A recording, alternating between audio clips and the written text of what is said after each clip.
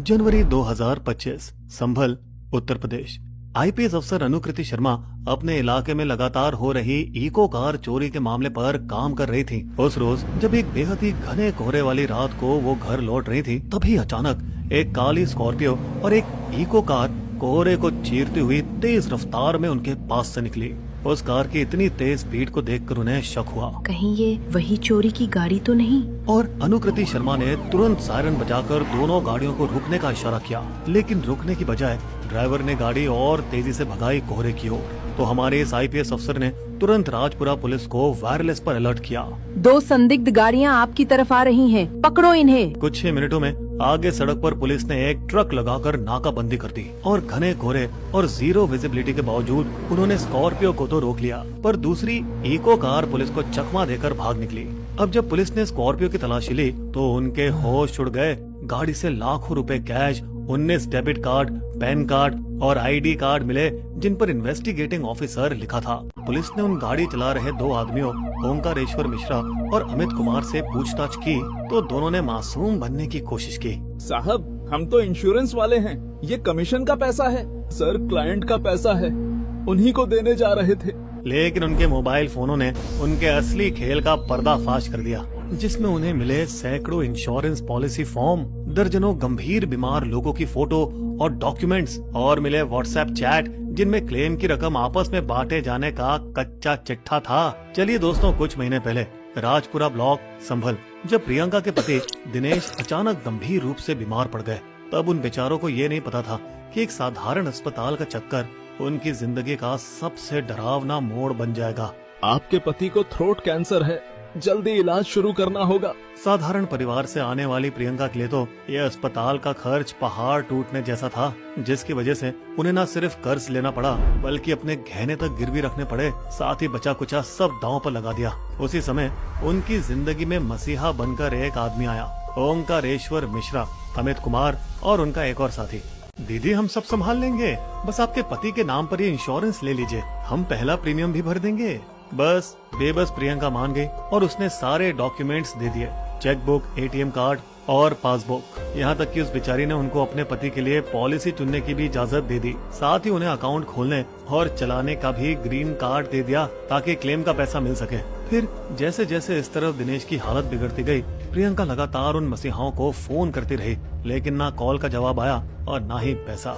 और बदकिस्मती से तमाम कोशिशों के बावजूद दिनेश को बचाया नहीं जा सका। और ये उनके पति की मौत के बाद ही था कि प्रियंका को समझ आया कि उनका सारा इंश्योरेंस क्लेम वो मसीहा निगल चुके थे। दोस्तों, ये बात हमें कड़वा सबक देती है कि इमरजेंसी, चाहे कैंसर हो, एक्सीडेंट हो या अचानक आए कोई सर्जरी, मुसीबत कभी भी किसी को भी आ सकती है। आपके पास एफडी हो सकती है, बचत हो सकती है, लेकिन क्या आपके पास ऐसे अचानक मेडिकल खर्चों के लिए अलग से इमरजेंसी फंड है? और क्या आपकी एफडी शेफडी 14 से 15 लाख के अस्पताल बिलों को भरने के लिए काफी होगी? दोस्तों, हेल्थ इंश्योरेंस बिल्कुल इसी समस्या का निवारण है। परिवार पुलिस ने 100 से 500 करोड़ के इंश्योरेंस घोटाले की परतें खोली तो अनुकृति शर्मा, जिन्होंने नासा में एक हाई पेड रिसर्च करियर छोड़कर भारत लौटने का फैसला किया था और जो कि अब संभल की एडिशनल एसपी हैं और लेडी सिंघम के नाम से मशहूर हैं, इन्होंने इसी इंश्योरेंस घोटाले की जांच की कमान संभाली। फिर स्कॉर्पियो में पकड़े गए दोनों आरोपियों से पूछताछ के बाद, साथ ही उनके मोबाइल की जांच के बाद पुलिस ने सारी जानी मानी इंश्योरेंस कंपनियों से संपर्क किया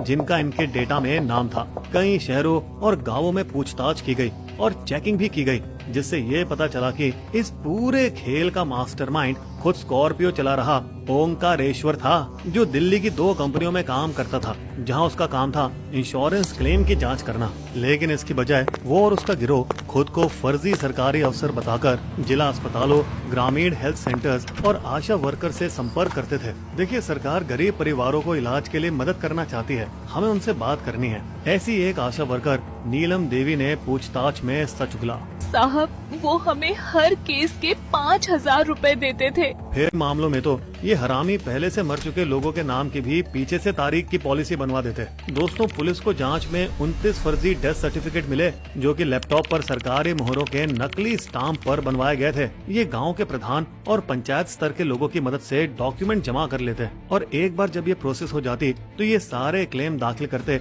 और नॉमिनी को एक फूटी कौड़ी नहीं देते, बस एक आधा मामले में सिर्फ थोड़ा सा हिस्सा दे देते। और बाकी पूरा पैसा खुद डकार जाते। ज्यादातर मामलों में परिवारों को पता भी नहीं चलता कि उनके नाम पर पैसा आया था। दोस्तों आप मानेंगे नहीं, इन लालची हरामियों से मौत का इंतजार तक नहीं हो रहा था और अब तो इन्होंने हद ही पार कर दी। इन्होंने एक बेहद ही बीमार युवक को उसका सड़क हादसा बताकर मार डाला ताकि 2.70 करोड़ की पॉलिसी हत्या सके। एक दूसरे मामले में इन्होंने एक 20 साल के अमन को हथौड़े से मार मार के उसको मौत के घाट उतार दिया और उसके शव को सड़क किनारे फेंक दिया कार एक्सीडेंट दिखाने के लिए और ताकि उसके नाम की 75 लाख की पॉलिसी वो चट कर सके। तो अब जब पुलिस ने पहली बार लेन देन के रिकॉर्ड्स खंगाले तो उन्हें एक बड़ा झटका लगा। उन्होंने ये पाया कि 10 में से 5 इंश्योरेंस कंपनियों के डेटा में करीब 1600 ऐसे संदिग्ध क्लेम थे जिनमें ज्यादातर मौतें पॉलिसी लेने के कुछ ही महीनों या 1 साल के भीतर हार्ट अटैक के कारण हुई थी। जिन कंपनियों को नुकसान हुआ उनमें SBI लाइफ भी थी जिसने 7 करोड़ रुपए के संदिग्ध धोखाधड़ी वाले क्लेम प्रोसेस किए थे। साथ ही ICICI प्रूडेंशियल लाइफ ने 4.5 करोड़, कैनरा HSBC लाइफ ने 7 करोड़ और इंडिया फर्स्ट लाइफ ने तो 10 करोड़ से ज्यादा क्लेम पास किए थे।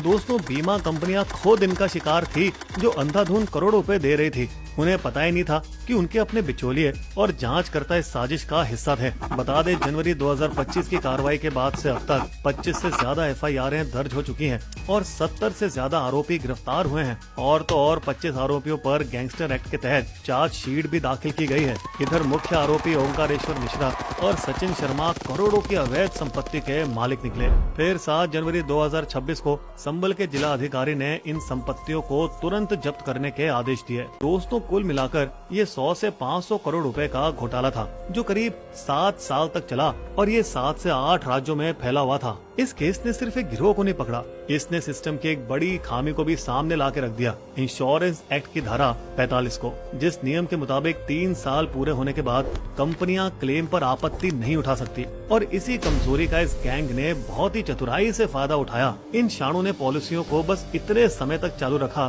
कि एक कानूनी सीमा को पार कर जाए, जिससे धोखाधड़ी वाले क्लेम को रद्द करना लगभग नामुमकिन हो गया। दोस्तों संबल के इस बीमा गिरोह ने ये दिखा दिया कि कैसे गरीबी, लोगों के दुख और कानून की कमजोरियों का फायदा उठाकर मौत को भी एक कमाई का जरिया बनाया जा सकता है। दोस्तों आपके क्या विचार है स्टोरी पर? कमेंट करके हमें जरूर बताइएगा। इसलिए धोखाधड़ी करने वालों से बच के रहें और डिट्टो के एडवाइजर से मुफ्त बात करने के लिए डिस्क्रिप्शन और कमेंट में दिए गए लिंक पर क्लिक करें ताकि आपका परिवार किसी भी स्वास्थ्य आपदा में सुरक्षित रहे। बिस्बो की शायरी, पुलिस के नाम पे जो करते लूट का काम, ओमकारेश्वर और अमित था इन चोरों का नाम।